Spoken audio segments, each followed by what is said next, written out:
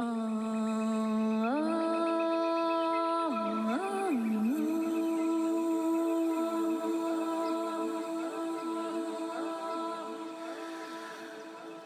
auditeurs de la Clé des Ondes, bonjour. Nous parlons aujourd'hui du Festival du Féminin. Je suis avec Charlie Martineau, co-organisatrice du festival avec Samantha Ribeiro. Bonjour Charlie. Bonjour. La première édition du Festival du Féminin à Bordeaux se tient au château de Palmeur à Senon. Charlie, est-ce que tu peux nous dire quand est-ce qu'a été créé ce festival ? Oui, le Festival du Féminin est né à Paris en mars 2012. Il a été créé par l'équipe du Centre Tao Paris. La première édition a reçu un bel accueil. Et suite à cette première expérience, l'équipe a eu envie de semer un peu partout les graines du Festival du Féminin, ce qui a conduit à la création des épiphénomènes. Avec le tout premier en Dordogne, organisé par Agnès Delpech. 2012, nous sommes en 2022, donc ça fait 10 ans que le festival existe, qu'il a lieu dans différentes villes de France, mais aussi à l'étranger. La métropole bordelaise représente le féminin à travers ce festival. Est-ce que tu peux nous en parler un petit peu plus, nous dire quelle est l'identité de ce festival du féminin ?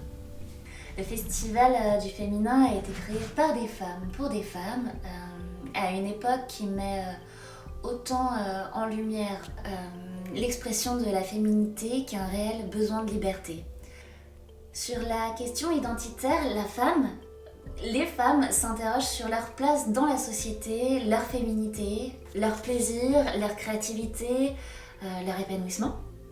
Le festival, il offre un espace de sécurité, une atmosphère bienveillante, propice à la rencontre de soi et de l'autre.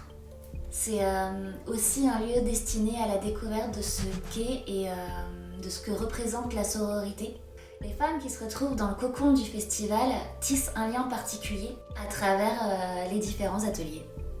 Donc par nature, le festival est réservé aux femmes. Alors comment s'est déterminé ce choix ? Alors il faut savoir qu'il existe le festival du masculin, tout comme le festival du féminin et du masculin, mais au château Palmeur, c'est le festival du féminin qui prendra place. Pour permettre aux femmes de s'exprimer, de laisser jaillir leurs émotions, sans le regard du masculin. Et s'accorder un instant privilégié vers un voyage initiatique qui magnifie l'intuition, la sensibilité et la créativité au féminin. Tu peux nous parler de la programmation ? Oui, le festival il accueille plus de 30 ateliers sur 3 jours. Alors pour en citer quelques-uns, vous avez par exemple un voyage corporel au cœur de l'amour avec Hélène Friart-Lamourette, ou alors les mémoires transgénérationnelles avec Aurore Renaudot. On a aussi des pratiques comme celle du Wu Tao avec Delphine Vuillier, qui est d'ailleurs une des créatrices du festival du féminin. Et je vois sur la programmation qu'on a aussi des concerts et des spectacles en fin de journée. Oui, on aura le vendredi soir le duo Luceres, et puis le samedi soir la chorale Les Gardiennes de la Terre, et enfin le dimanche, je vous en dis pas plus, c'est une surprise, tout en sororité. Donc, durant le festival, mesdames, vous allez chanter, danser, pratiquer la méditation, le yoga, avoir accès à un espace massage, mais aussi vous plonger dans différents sujets autour de la sexualité, entre plaisir et guérison, puis aussi des tentes rouges. Les tentes rouges qui sont des cercles de femmes, des cercles où les femmes viennent parler de leur féminité, entre autres, des espaces sacrés. Nous avons pour le festival du féminin une affiche très colorée. Oui, c'est une très belle affiche créée par Imano Risselard.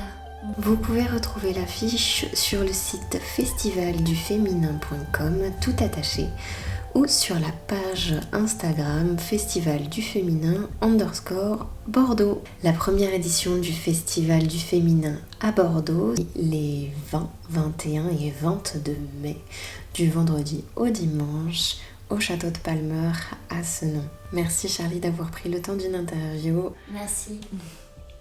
On se retrouve dans l'émission Histoire de voir, Histoire au pluriel avec Jean-Pierre Lefebvre. À bientôt.